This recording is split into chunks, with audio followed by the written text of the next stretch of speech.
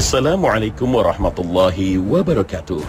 Pagi ini Khazanah kembali menyajikan kepada Anda embun-embun ilmu yang terpendam dalam luasnya khazanah Islam. Nabi SAW telah mengabarkan pada kita tentang tanda-tanda kiamat yang akan terjadi. Dan tanda terakhirnya adalah keluarnya api yang sangat besar. Tanda ini sekaligus menandai babak awal terjadinya kiamat. Nabi SAW mengabarkan api ini akan keluar dari jurang Adn, Yaman, lalu menggiring manusia. Dijelaskan dalam hadis Huzaifah bin Asid radhiyallahu anhu ketika menyebutkan tanda-tanda besar kiamat, di dalamnya ada sabda beliau sallallahu alaihi wasallam, dan yang terakhirnya adalah api yang keluar dari Yaman menggiring manusia ke tempat mereka berkumpul. Hadis riwayat Muslim. Dalam riwayat Abu Huzaifah juga disebutkan, dan api yang keluar dari jurang Aden yang menggiring manusia. Hadis riwayat Muslim. Akan tetapi ada riwayat lain yang menyebutkan bahwa Rasulullah SAW bersabda, akan keluar api dari Hadramaut atau Laut Hadramaut sebelum hari kiamat yang akan menggiring manusia. Hadis riwayat Ahmad dan Tirmizi. Imam Al-Bukhari rahimahullah meriwayatkan dari Anas radhiyallahu anhu bahwa Abdullah bin Salam ketika masuk Islam bertanya kepada Nabi SAW tentang beberapa masalah. Di antaranya, apakah tanda pertama datangnya kiamat? Lalu Nabi SAW menjawab, adapun tanda kiamat yang pertama adalah api yang mengumpulkan manusia dari timur ke barat. Hadis riwayat Bukhari. Dalam sejumlah riwayat hadis ini disebutkan waktu kemunculannya, yaitu bahwa api ini adalah tanda besar kiamat yang terakhir. Maksudnya ialah bahwa api ini sebagai tanda terakhir dari tanda-tanda kiamat yang sudah muncul. Tapi juga disebutkan bahwa kemunculan api merupakan tanda pertama kiamat. Maksudnya adalah jika api ini muncul, saat itulah proses kiamat dimulai. Dan kemunculan api menandai awal proses kiamat sebelum akhirnya ditiupnya sangkakala oleh malaikat atas perintah Allah Subhanahu wa Ta'ala. Api ini akan membesar dan terus bergerak menggiring manusia ke tempat dikumpulkannya seluruh manusia atau di mahsyar. Tapi yang dimaksud padang mahsyar di sini bukanlah mahsyar setelah kiamat, tapi mahsyar dunia sebelum terjadinya kiamat. Lalu di mana mahsyar dunia yang dimaksud dalam hadis ini? Di dalam riwayat Ibnu Majah dan Hakim disebutkan Rasul sallallahu alaihi wasallam bersabda, Baitul Maqdis adalah tanah mahsyar, tempat pengumpulan, dan mansyar atau tempat penyebaran. Datangilah dan sholatlah kalian di dalamnya. Hadis riwayat Ibnu Majah dan Hakim. Inilah kawasan Syam, termasuk di dalamnya Palestina. Lalu untuk apa dikumpulkan di tempat ini, padahal bumi belum hancur, belum waktunya penghisaban atau perhitungan? Wallahu a'lam. Tidak ditemukan keterangan dari Nabi SAW yang menjelaskan masalah ini. Hanya saja Nabi SAW menjelaskan bahwa saat penggiringan oleh api ini, saat itu manusia dalam keadaan berbeda-beda dan berkelompok-kelompok. Setidaknya ada 3 kelompok. Pertama, kelompok yang penuh sukacita. Mereka makan, mengenakan pakaian, dan menaiki kendaraan. Kelompok kedua, yang terkadang berjalan dan terkadang menaiki kendaraan. Mereka semua saling bergantian dengan satu unta, sebagaimana akan dijelaskan dalam hadis Nabi SAW.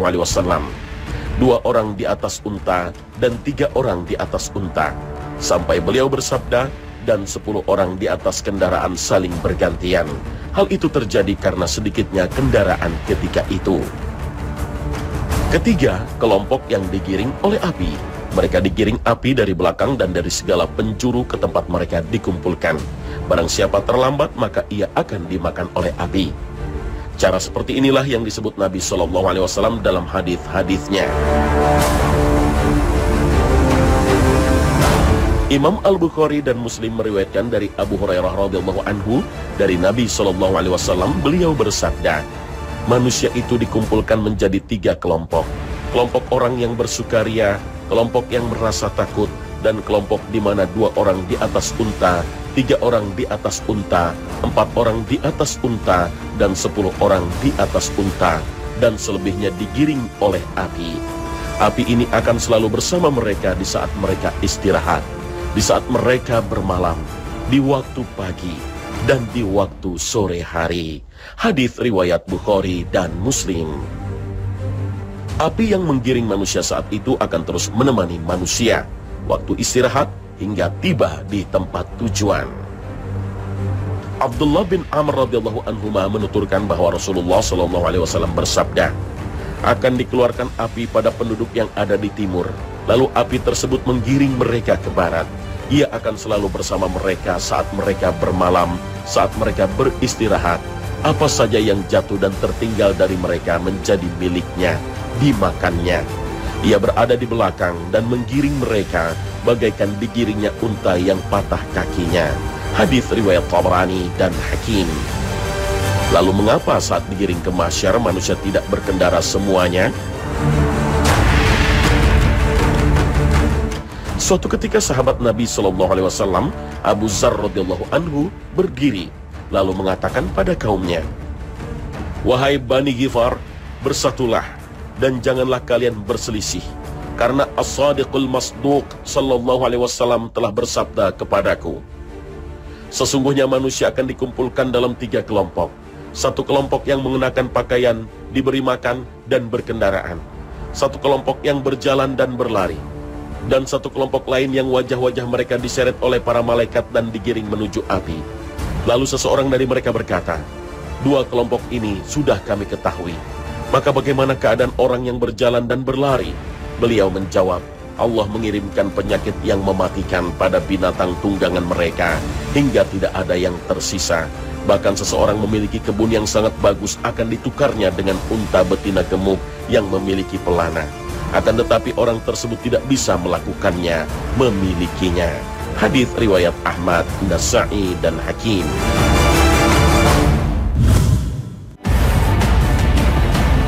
Pemirsa Khazanah, kemunculan api dari negeri Yaman akan didahului kemunculan sejumlah peristiwa yang sekaligus menjadi tanda besar kiamat. Peristiwa ini diantaranya adalah munculnya binatang dari perut bumi. Binatang ini akan mendatangi manusia dan berbicara kepada seluruh manusia yang ada. Fenomena hewan berbicara sebenarnya sudah pernah terjadi pada masa Rasulullah Sallallahu Alaihi Wasallam. Suatu hari ada seekor serigala yang berusaha memangsa seekor kambing. Ketika serigala itu menangkap buruannya, datanglah sang penggembala.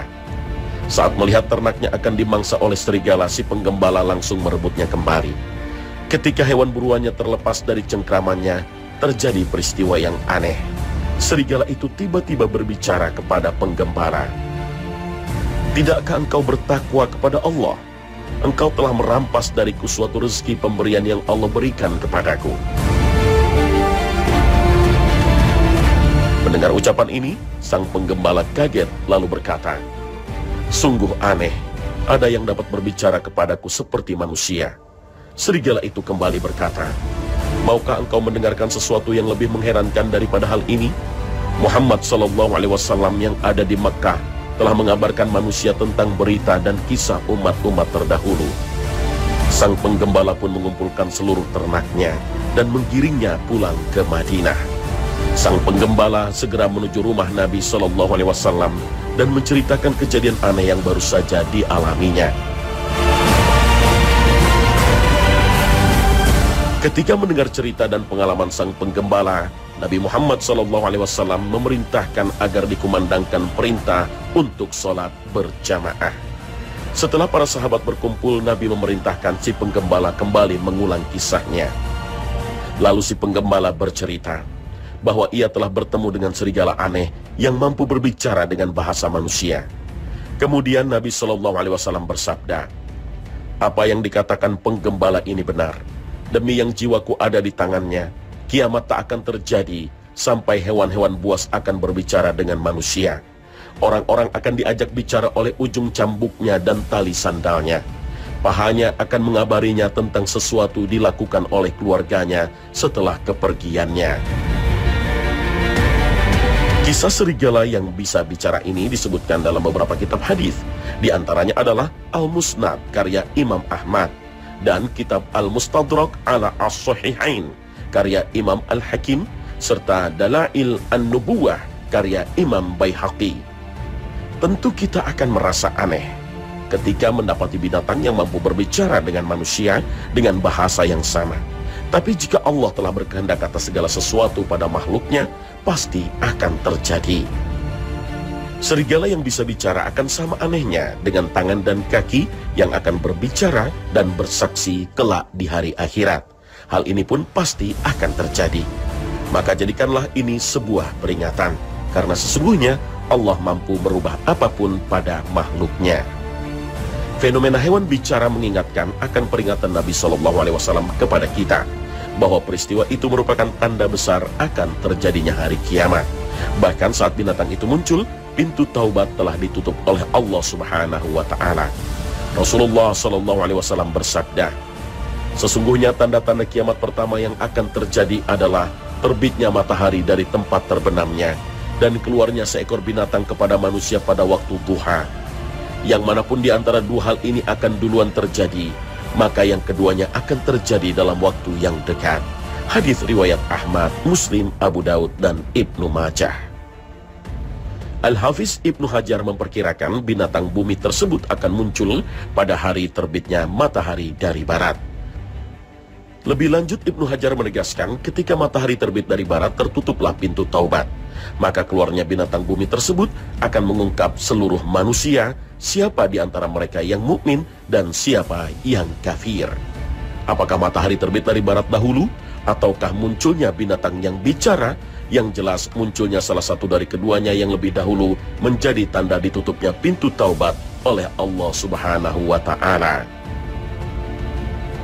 Binatang yang bisa bicara yang telah dijanjikan Allah akan keluar di akhir zaman ini memiliki ciri-ciri seperti yang disebutkan dalam sebagian riwayat, yaitu seekor binatang yang besar, berbulu panjang, berbulu roma pendek dan halus, dan mempunyai beberapa kaki. Bentuknya besar, tapi tidak ada keterangan seberapa besarnya. Wallahu a'lam. Cukup bagi kita untuk meyakini saja bahwa binatang bumi benar-benar akan keluar di hari kiamat nanti berdasarkan firman dari Allah Subhanahu wa Ta'ala. Dan apabila perkataan telah jatuh atas mereka, kami akan mengeluarkan seekor binatang melata dari bumi yang akan mengatakan kepada mereka bahwa sesungguhnya manusia sudah tidak yakin kepada ayat-ayat kami.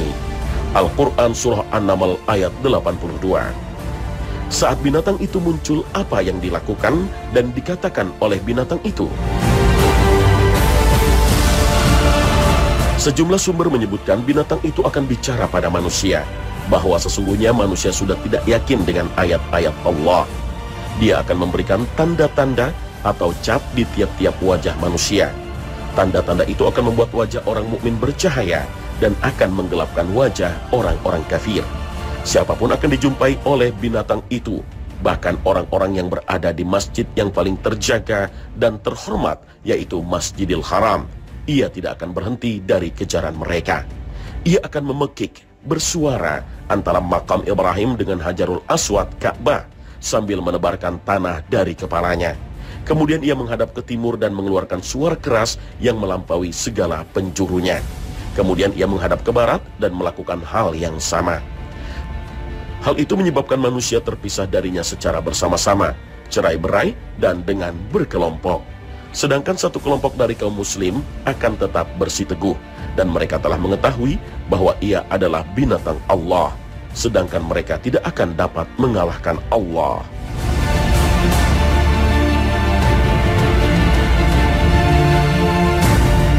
Binatang tersebut memberi tanda pada muka orang mukmin sehingga ia menjadi terang seperti bintang. Binatang tersebut akan berjalan di muka bumi yang tidak dapat dikejar oleh siapapun, serta tidak seorang pun yang dapat melarikan diri darinya. Bahkan apabila seorang laki-laki berlindung dengan melakukan sholat, maka binatang itu tetap akan datang dari belakangnya dengan berkata, "Hai Fulan, mengapa baru sekarang kamu sholat?" Lalu ia memberi tanda pada mukanya dan pergi. Adanya fenomena binatang bisa bicara memang bukan berarti itulah tanda kiamat besar yang dijanjikan Allah Subhanahu wa Ta'ala. Tapi fenomena ini mengingatkan kita akan munculnya janji Allah yang sekaligus sebagai pertanda tertutupnya pintu taubat. Maka benahi diri kita, pertebal bekal kita, dan perkuat keimanan kita untuk menyongsong datangnya waktu munculnya binatang melata yang akan bicara pada semua manusia. Wallahu a'lam bishawab.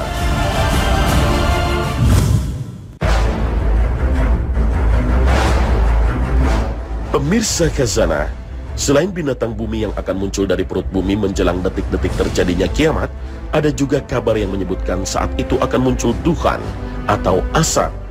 Asap ini akan meliputi bumi, dan kabarnya asap inilah yang paling ditakuti oleh Dajjal. Pencantuman ad-dukhan yang berarti asap sebagai nama surat ke-44 dalam Al-Quran mengindikasikan seriusnya ancaman ini akan datang pada umat Nabi Muhammad SAW, sebagaimana disebutkan dalam Al-Quran. Maka tunggulah hari ketika langit membawa asap yang nyata yang meliputi manusia. Inilah azab yang pedih. Al-Quran Surah Ad-Dukhan ayat 10 hingga 11.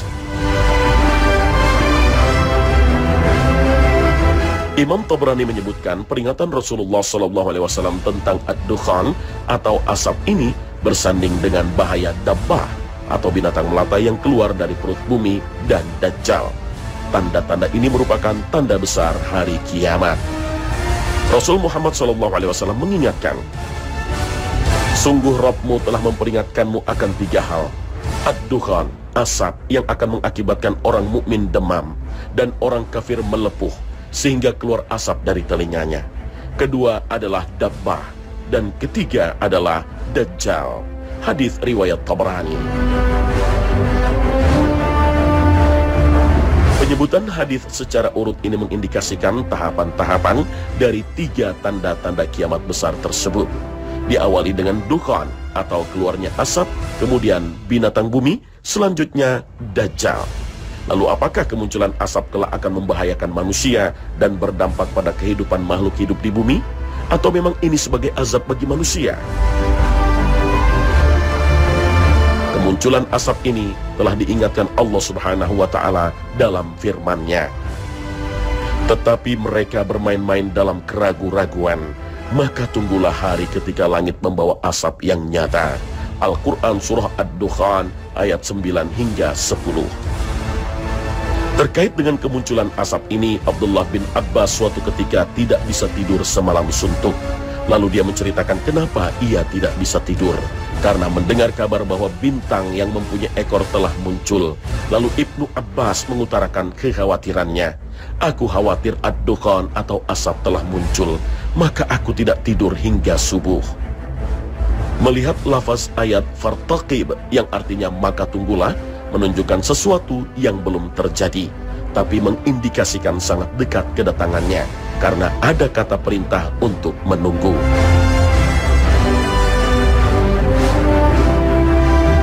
Ibnu Katsir menjelaskan, hantaman meteor mengakibatkan kabut asap dan peningkatan suhu bumi. Orang beriman dilindungi dari mara bahaya tersebut. Kalaupun mereka terkena dampaknya, hanya berupa flu dan demam saja. Adapun dampak bagi orang kafir akan melepuhkan kulitnya sehingga dari telinganya pun mengeluarkan asap. Munculnya dukhan atau asap yang menandai detik-detik menjelang hari kiamat ini sekaligus mengingatkan kita agar selalu mendekatkan diri kepada Allah Subhanahu wa Ta'ala dan segera kembali dan bertaubat sebelum semuanya terlambat. Rasul sallallahu alaihi wasallam mengingatkan kita, bersegeralah berbuat baik sebelum datangnya 6 perkara: Dajjal, dukhan, binatang bumi, terbitnya matahari dari barat, kiamat, dan kematian salah seorang dari kalian. Hadis riwayat Muslim. Wallahu a'lam.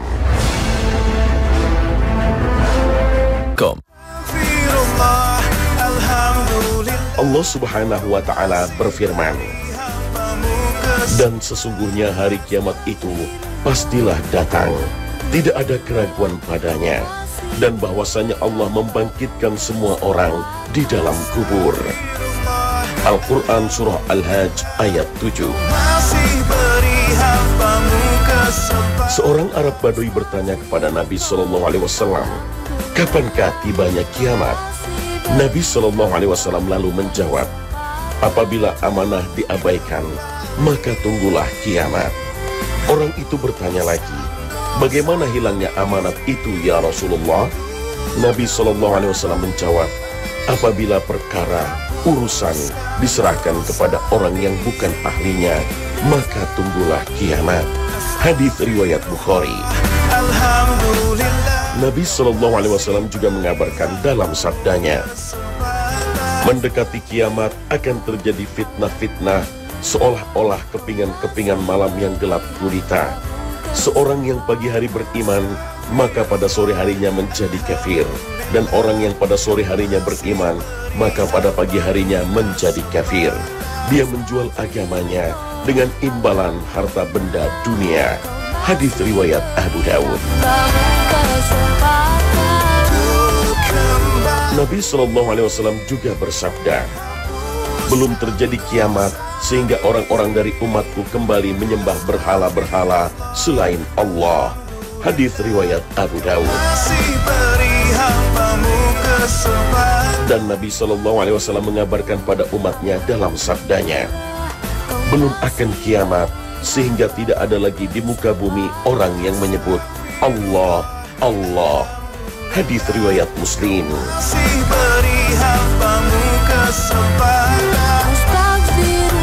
Nah pemirsa, sampai di sini perjumpaan kita. Akhir kata, wassalamualaikum warahmatullahi wabarakatuh.